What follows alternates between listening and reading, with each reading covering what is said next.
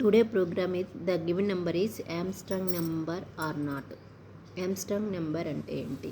ఇచ్చిన నెంబర్స్ని ఎన్ని డిజిట్స్ ఉంటాయో సపోజ్ త్రీ డిజిట్స్ నెంబర్ తీసుకున్నాం అనుకో. ఏంటది 3 డిజిట్స్ నెంబర్? 153.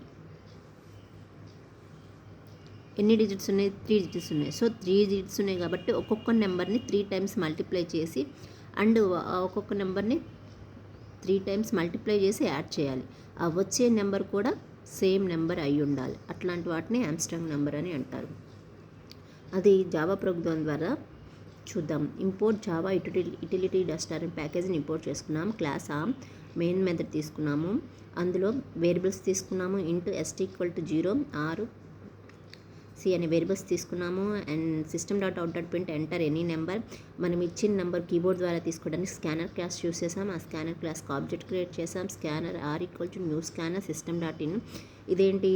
ఈ system.in అనేది ఏదైనా స్ట్రింగ్గా తీసుకుంటుందో ఆ స్ట్రింగ్ని మళ్ళీ మనం మనకు కావాల్సిన డేటా టైప్లోకి మార్చాలి. ఇక్కడ ఇంట్లోకి మార్చాలి కాబట్టి ఇంట్ మెథడ్ యూస్ చేసాం. నెక్స్ట్ అండ్ అది ఏ క్లాస్లో ఉంటుంది?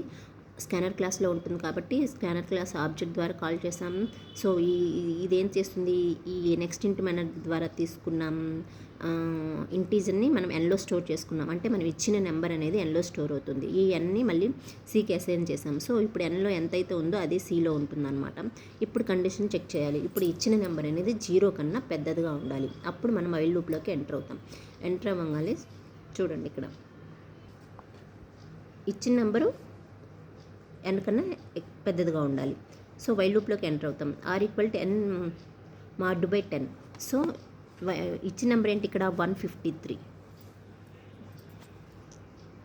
153 అనేది 0 కన్నా పెద్దది. సో n mod by 10 అంటే 10తో డివైడ్ చేయాలి. మాడ్ ఆపరేటర్ యూస్ చేసినప్పుడు ఏం తీసుకోవాలి? రిమైండర్ తీసుకోవాలి. సో 153ని ఎక్కడ వస్తుంది? 10 టేబుల్లో 15 టైమ్స్. సో 150. 10 15 = 150. సో రిమైండర్ ఎంత? 3. సో అప్పుడు r వాల్యూ ఎంత? 3 అవుతుంది అనమాట. ఇప్పుడు st ఇనిషియల్గా ఎంత తీసుకున్నాం? 0.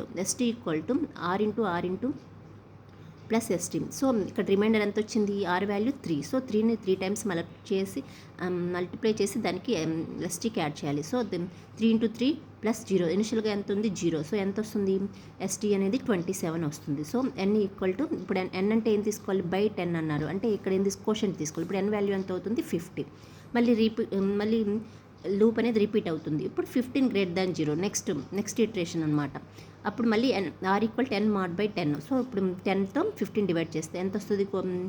రిమైండరు 5 వస్తుంది అనమాట. ఇప్పుడు st r వాల్యూ ఎంత? ఇక్కడ రిమైండర్ ఎంత వచ్చింది? 5 × 5 ఇనిషియల్గా stలో ఎంత ఉంది? ఇందాక 27 + 27. సో 15 క్యూబ్స్ ఎంత? 125 + 27 ఎంత?